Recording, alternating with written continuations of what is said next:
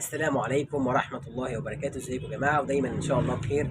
الموديل رقم 10 معانا اللي هنحسبه النهارده هو موديل دريمز من شركة انجلندر، اللي هنحسبه بطريقة حساب المتر المربع تبعا للأسعار الجديدة لقائمة الأسعار الجديدة اللي صدرت من شركة انجلندر وينسون أيضا بتاريخ 3/11/2022. موديل دريمز معانا ارتفاع 26 سم سوست منفصلة، وطبقة قطن المشهور بيها قوي موديل دريمز، وطبقة اسفنج سوفت. المرتبة تعمل على وجه واحد. مرتبة الحقيقة حلوة جدا، وكمان شكلها من بره شيك قوي. طبعا مناسبة للمقاسات الكبيرة أكتر، لكن مش هتقول لأ لو استخدمناها للمقاسات الصغيرة. حساب المتر مربع اللي نحسب ازاي بطريقة المتر مربع، يعني هنضرب العرض في الطول في سعر المتر مربع، يطلع لحضرتك سعر المرتبة النهائي. المقاسات المتعارف عليها هي 90 متر، 120 140 150 160 170 180 مترين. دي بسهوله جدا نحسبها بالطريقه دي. لو في مقاسات تانية هنقول لحضراتكم في اخر الفيديو ازاي نحسبها ان شاء الله. هنفترض مع بعض دايما ان عرض المرتبه 120 سم، لكن حضرتك ممكن تستبدل 120 سم باي عرض عند حضرتك حسب مقاس السرير وتحسبه بنفس الطريقه.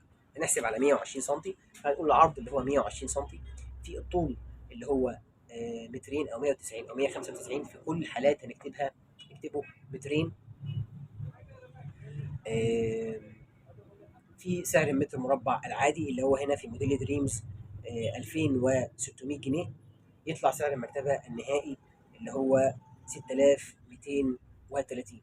ده سعر المرتبة النهائي التقريبي 6230. بيقول التقريبي ليه؟ لأن ممكن يبقى زيادة 10 جنيه، أقل 10 جنيه، 2 زيادة 2 جنيه، حاجة زي كده، لكن ده السعر التقريبي اللي هو السليم.